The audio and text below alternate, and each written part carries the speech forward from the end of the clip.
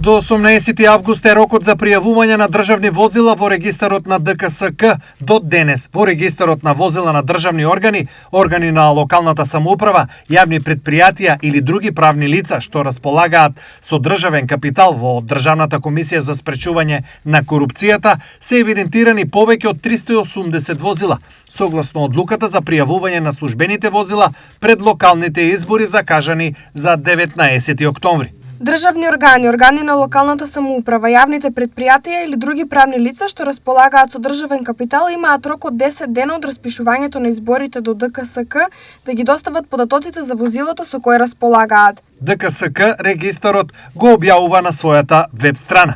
Согласно роковникот на Државната изборна комисија, рокот истекува на 18 август 2025 година. Доколку правните лица не достават податоци за бројот, видот, регистарската таблица и возната состојба на моторните возила со кои располагаат во предвидениот рок, ДКСК покренува прекршочна постапка во рок од 15 дена од истекот на рокот за доставување на податоци.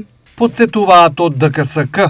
Регистрацијата на возилата на институциите се врши со цел тие да не се користат од страна на функционерите и други именувани и избрани лица за потребите на изборните кампањи. Владата пак донесе одлука сите службени возила да добијат специјални таблички во боја црвени најдосна до 15 септември 2025 година со цел поголема транспарентност и спречување злоупотреби.